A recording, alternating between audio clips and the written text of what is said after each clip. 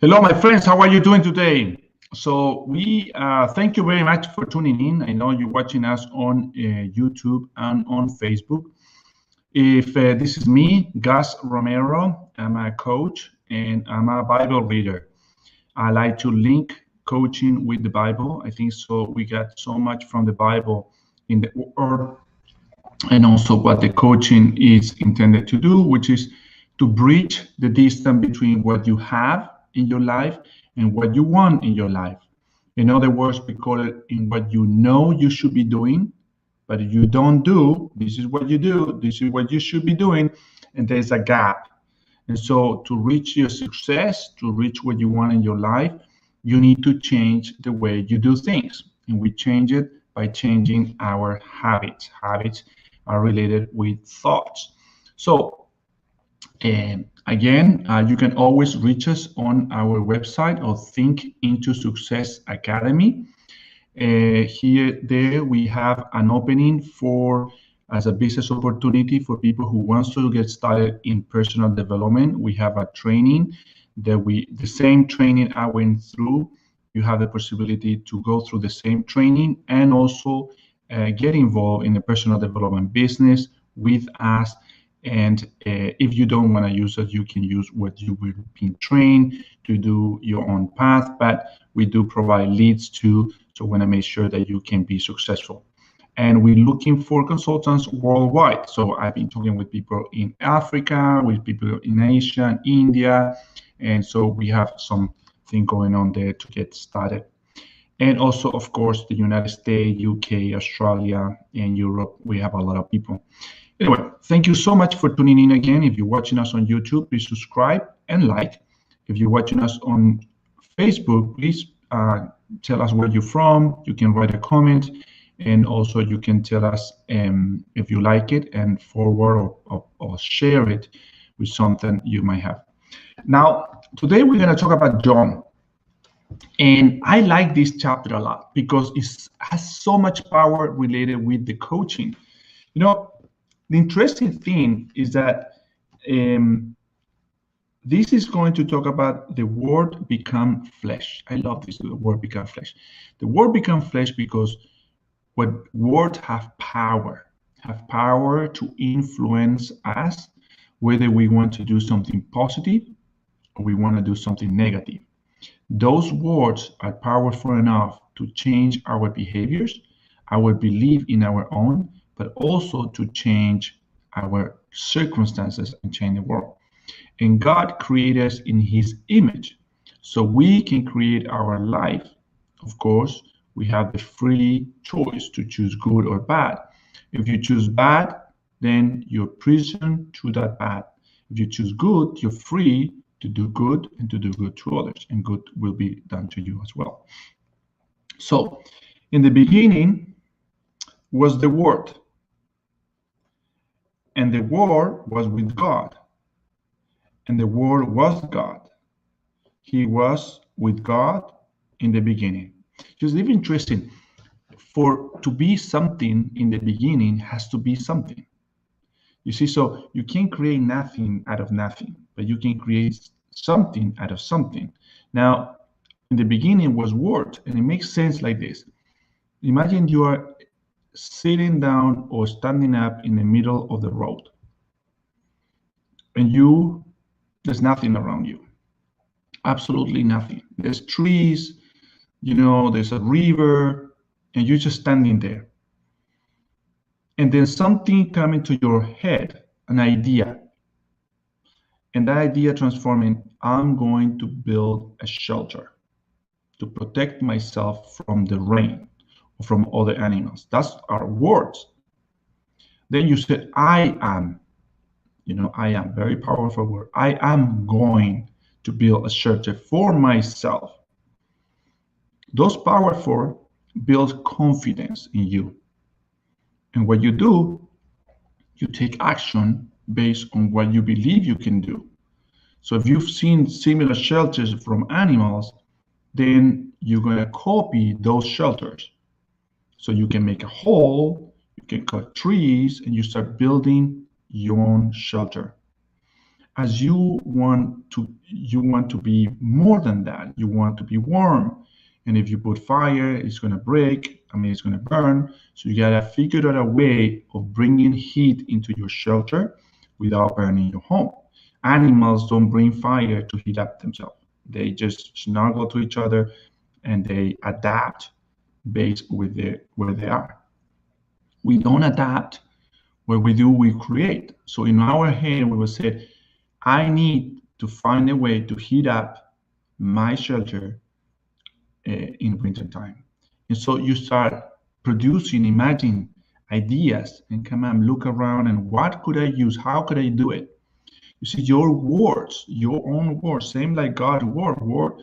The word was with God, and God created everything with the word. So the word is within yourself too. You have that word because you can create your life. You can create the way you want it to be. For example, someone is a police officer and he's been doing a police officer for 20 years. You get to the point that he doesn't really want to be a police officer anymore. He believes that he can make a difference by representing people at court. So he believed that, and he find for information how to do that. And he said, well, you can become a lawyer. I've been a police officer for 20 years. Yeah, but you still can become a lawyer.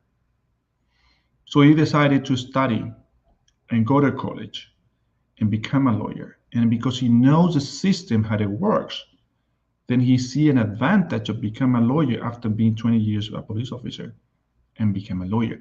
But first, the word has to be seeded, or like a seed inside of you. I am going to become a lawyer. I am going to change career. And then when you do that affirmation, that brings the confidence you can do it, and then you take the step to do it. Through him, God, all things were made. So God make everything. But when the word is within you, you also can create clothes, you can create Bibles, you can create computers. So the word is in you too. You can also create. Now, we are not God. God created us and gave us the gift of creation. We can create our future. We can create our surrounding, our circumstances, but that is a power given by God. But so God loved you so much, so also give you the power to choose. Because if he create you, he can give you the power of not to choose. But give you the power to choose him, to adore him, or not to adore him. If you choose to adore him, make him very happy, and you are grateful for your power. If you don't, then you are ungrateful for the power he was giving you. But he still say he still loves you enough to give you that right to choose. Without him, nothing was made that has been made. Without the word, without God, nothing can be made. In the middle of the forest, and you're cold, and you want to build a shelter, and you said, I can't build a shelter. You're not going to build a shelter. I can't survive. You're not going to survive. I can't live anymore. You probably will going to die. If God have said, I can't do something, he will have never done it, because he's conditioning himself not to do it. That's what you're doing with those words. The can't, it means a conditioning yourself to not be able to do something. So we always have to replace that to the possibility that we can do it. So we can do it. We might not know how, but we still can. If we knew the how, we can do it. So it's not a matter whether you can or you can't. It's a matter of how to do it. You see, that makes a difference. Same like the word possible or impossible. Impossible condition you to not be able to do something. So you say, it's impossible for me to find someone who really cares for me. So you condition yourself that it's completely unrealistic for you to find someone who really loves you. Or it's impossible to find customers. You're conditioning yourself. While you change the in for I am, possible. So I am possible. It is possible for me to find customer. Maybe I don't find them because I don't know how to get them, but it's still you're possible to do it. So the how is what, well, I'm a coach, so I'm going to tell you this. The how is that's what we do. Our specialty is to show you how. But there's other people out there that may already have done it, and they'll tell you how they did it. Now, I say sometimes a mastermind group is related to people who is not associated in your industry and can provide an insight of information that is outside of what you're doing to give you a challenge of how to do things. Those hows that you never done it, you might reason into it, and use your imagination and produce and come up with the how. I like to read and I like to invent things. So I bought a book about inventions, and inventions come with this. Every time you want to invent something, come up with a problem. Go to bed with the problem. And when you wake up in the morning, you most probably will come up with a solution, because your mind is still working while you're sleeping and will come up with a reasonable solution to that problem. Inventors do that. They present the problem at night, go to sleep, and they always present the problem. And when the solution comes, it may not be the perfect solution, so they put the problem again, and they're perfecting that solution every night till they come out with the solution they really want. So in him was life. Of course, we know that God created everything, so life was in him. And that life was the light of men.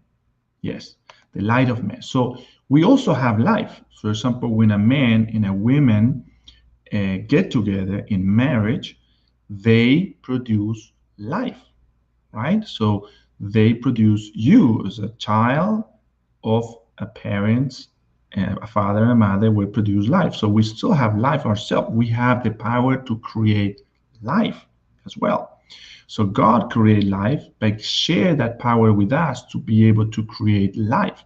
Of course, we are we're different than animals. So animals can produce life, create life, same like us. But the animals, remember, we share something common with the animals, and we saw it today with the client. We share our sight, our smell, our taste, our hearing, and our touch. So those 5 things, and we share with them. But we have something that animals do not have, which is emotional intelligence. And emotional intelligence is run with the will, with the perception, with the imagination, with the intuition, and with the reasoning. You see, those 5 are part only of humans.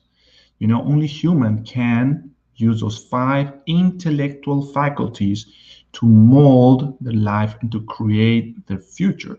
Animals, and the instincts of animals is different than instincts of men.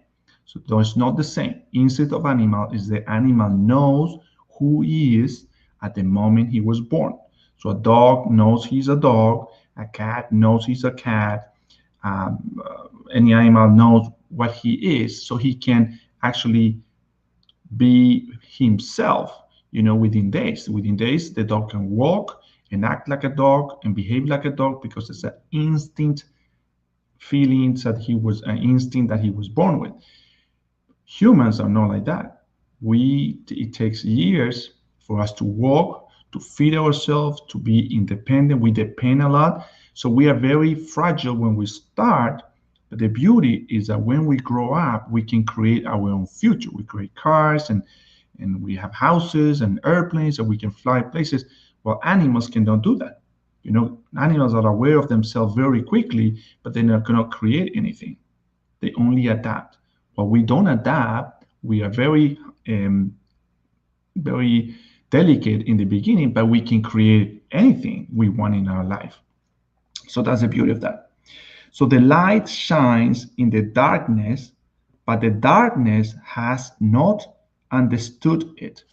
So when someone lives in darkness, I would say someone who lives with low self-esteem, I can't do this, it's impossible for me, happiness is not for my destiny.